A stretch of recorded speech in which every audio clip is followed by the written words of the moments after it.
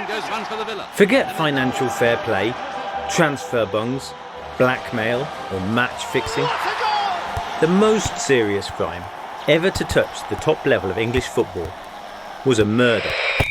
The murder of Aston Villa defender Tommy Ball. At least, that's what history says. I'm Duncan Hooper, a journalist and armchair football fan, and I'm turning armchair detective to look into the killing that changed the course of the biggest club in English football, and very nearly led to the hanging of former policeman and war veteran George Stagg.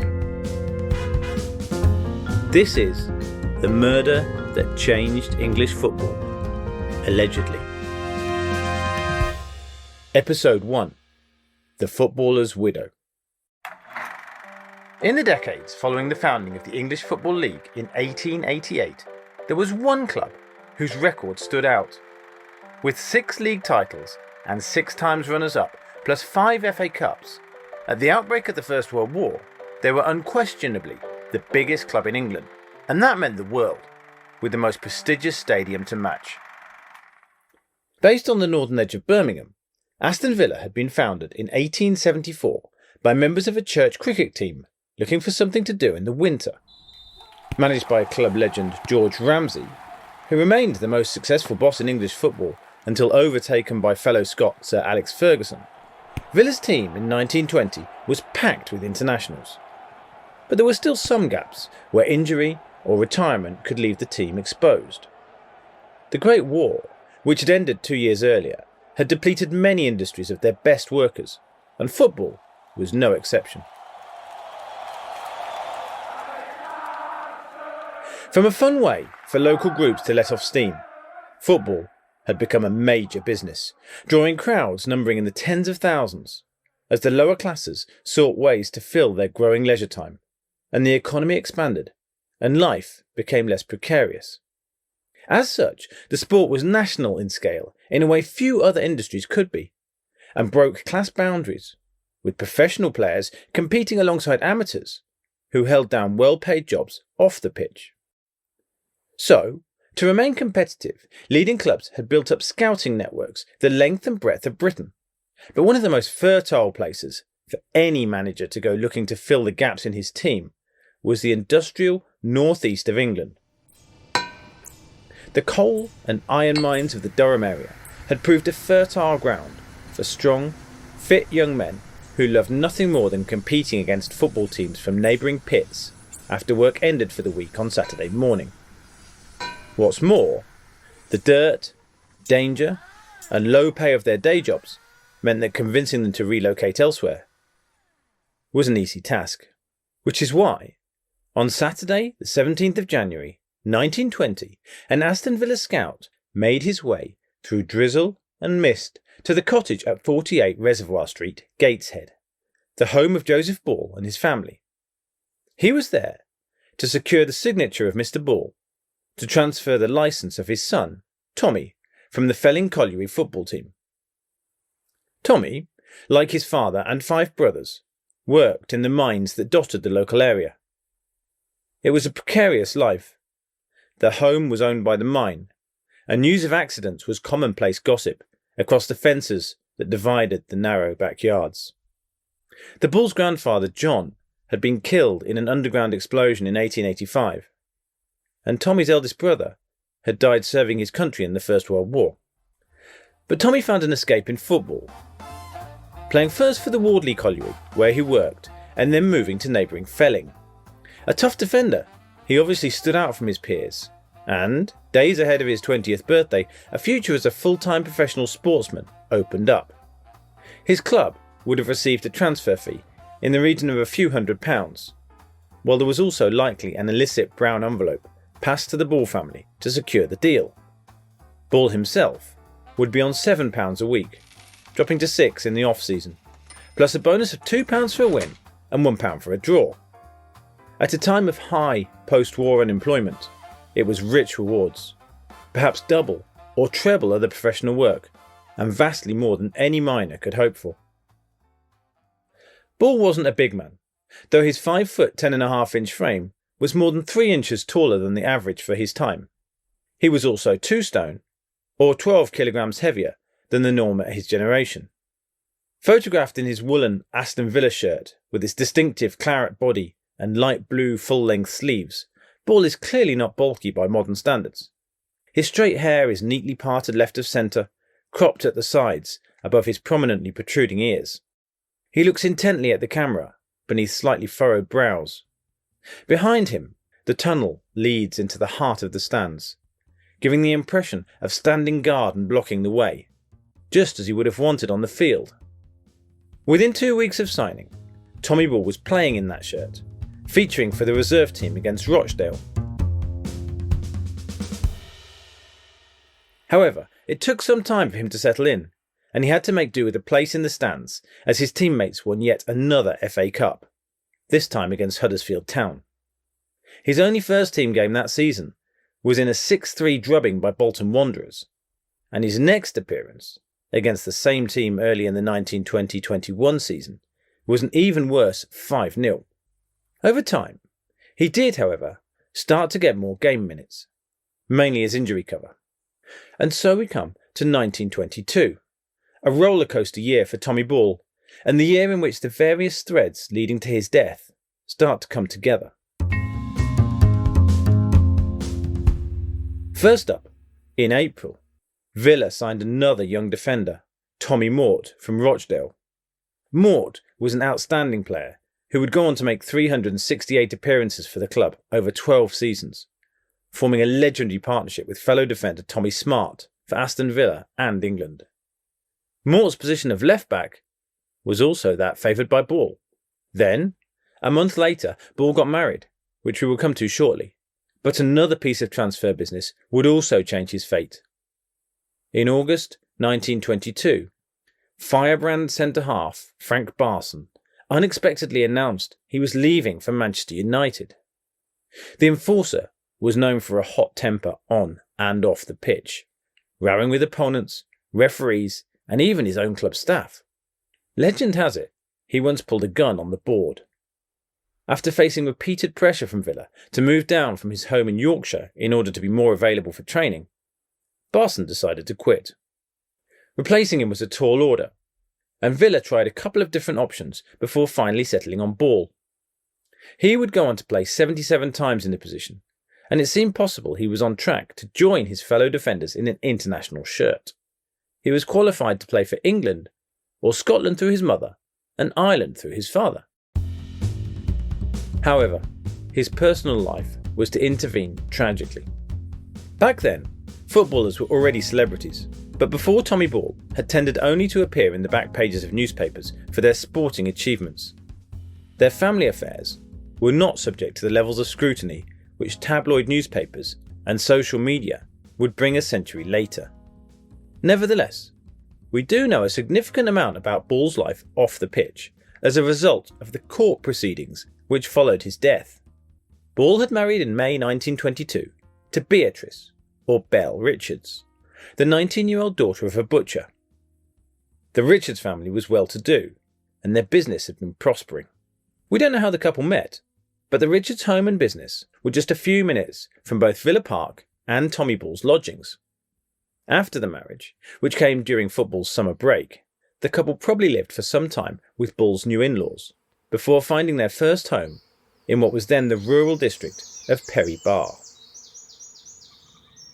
The home they fatally chose was a semi-detached, together with its adjoining neighbour, known as Somerville Cottages, on an unmade and unlit country road, Brick Kiln Lane. At one stage, the house had probably been part of the Perry Hall estate, but the post-war period was also a tough one for British aristocrats, as debts were called in. The 8th Baron Gough Calthorpe was by no means an exception, and, focused on other properties, fought to keep his head clear of creditors by disposing of chunks of his Midland inheritance. Probably, this meant that the house hadn't been kept up as it should have been, making it more affordable for the newlyweds. Both Belle and Tommy had come from backgrounds where families were accustomed to be crammed together in cramped conditions across several generations. So there's no reason to believe they would have been anything but delighted with a home away from the smell and claustrophobia of the city. But it wasn't the lifestyle of today's Premier League players. In keeping with the austere times of post-war England, the couple kept a brood of chickens in a pigsty at the end of their garden. Next door to the Bulls lived their landlord, George Stagg. He was a couple of decades older than Tommy, and had a wife, Mary, and 3 children. For entertainment, the Bulls were accustomed to take a walk a quarter of a mile down to the end of the road and jump on a Midland Red bus towards Aston. After a couple of stops, they reached Church Road, from where a short walk took them to the Church Tavern beer house. They'd have time for a couple of rounds of drinks before closing at 9:30, when they'd head back to make dinner around 10. At some point over the following year, relations between the neighbours deteriorated, and during the summer of 1923, the landlord, Stagg, gave notice to the Bulls to leave. As we'll hear in future episodes, there was much debate about why. Ultimately, though, Beatrice said that they'd been unable to find alternative accommodation, and so had agreed to stay on. And so we come to the night of Sunday, November the 11th, 1923. The Bulls had been out as usual. Tommy got through 3 halves of ale, while his wife supped on a Guinness. At closing time, he'd had a quick catch-up with the Church Tavern landlord, Harry Wood. Then, onto the bus. Conductor Percy Redman remembered dropping them off around 10 p.m. Once they arrive home, Beatrice Bull begins to cook dinner, while her husband heads out to walk their dog. A few minutes later, he's back, somewhat perturbed, asking if the dog had returned without him. As it hadn't, Bull heads out again, through the garden gate, to go looking. The Bull's kitchen, lit by gas lamps, is at the back of the house, looking onto the garden they share with the house next door. The 2 plots had once been divided, but the brick wall separating them has long since been worn down to ground level. It's a dry, clear night, but foggy after a sunny day. With almost no moon, it has been pitch dark for some time. It's quiet too, with empty fields surrounding the houses. Only an owl and the occasional restless sheep disturbs the silence. The first indication that anything serious is awry comes when, over the sound of vegetables boiling in the pan, Mrs. Bull hears the raised voices of her neighbour, George Stagg, coming from the far side of the garden. Then, suddenly and unexpectedly, shattering the peace of the night, a gunshot. Mrs. Bull runs outside to see her husband staggering towards her from the other side of the garden. Bull is an athletic man, and there is clearly something badly wrong. Just as he reaches his own side of the garden, Bull collapses, with only enough breath to utter his final words. "Oh, Belle, he shot me!" Stooping down to try to comfort Tommy, Belle finds her hands and arms covered in blood. The upstairs back bedroom window of the Stagg's house has been thrown up, and outlined against the light behind is a furious Mary Stagg. She screams that her neighbours are a lot of night howlers, accusing them of disturbing the sleep of her young family. "You better get back in," responds Belle sharply. "Can't you see that Tommy has been shot?" In a panic, Belle heads for the nearest help she can think of, her friends the Lawrences, who live just down the road. But as she begins, screaming to cross the garden, another shot rings out. "I felt the wind pass me," Belle will later tell the police. She turns and sprints back to the prone body of her husband, looking round to see George Stagg standing in his gateway. Only then does she manage to leave the garden and alert Mrs. Lawrence, who has a telephone. Racing back home, she passes a man with a lantern coming the other way, and, thinking it might be Mr. Lawrence, she begs him to help. The figure, however, is Stagg. "It's only me, Mrs. Bull. Don't be afraid.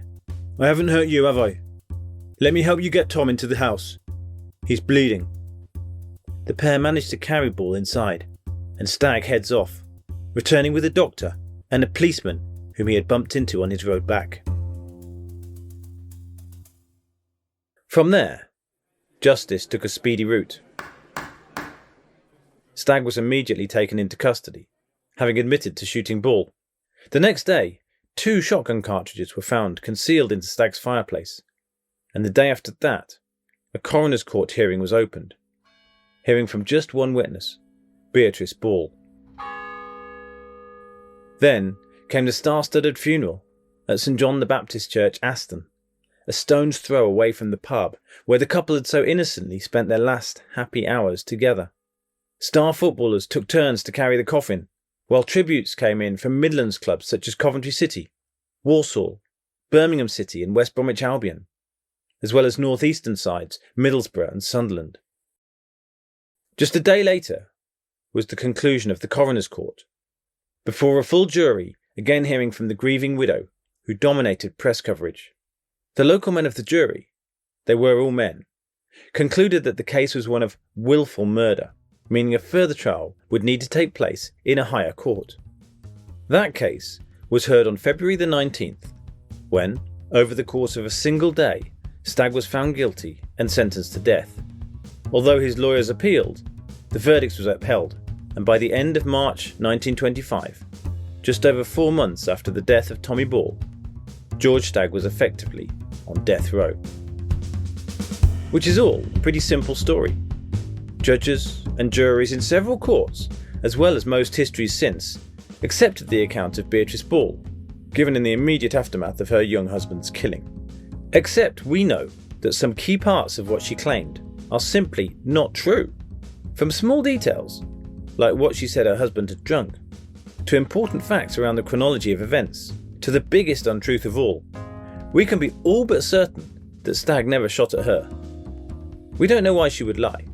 She was speaking in the immediate aftermath of a hugely traumatic experience, without time to gather her thoughts. She witnessed only parts of the key incidents, and so she could have simply been mistaken. Research also shows the particular unreliability of eyewitnesses who have seen altercations involving a weapon. But maybe she was just angry that her new life had been so suddenly snatched away from her, especially as she knew that part of the defence claims would involve suggestions that her husband was a habitual drunk who abused her. And those aren't even the only details that relate to what would now be considered a huge miscarriage of justice. George Stagg's lawyers seem to have completely failed to construct his case for the defence. In addition to proving unwilling or unable to highlight the obvious problems with the prosecution's key witness, they did not raise to the jury the traumas from Stagg's past that he endured in public service. They failed to explain why he might have had good reason, on a dark winter's night, to have been in fear of his life. And they didn't point to mitigating factors that could have affected his judgment on that particular day. On top of that, through all his rapid trials, Stagg faced judges who had personal and professional reasons to decide against him. In the coming episodes, we will look at how media, politics, sport, history and the culture of the era combined to condemn a man to death for murdering the footballer Thomas Edgar Ball, feloniously, willfully and of malice aforethought, despite what can only be considered reasonable doubt in a whole host of directions.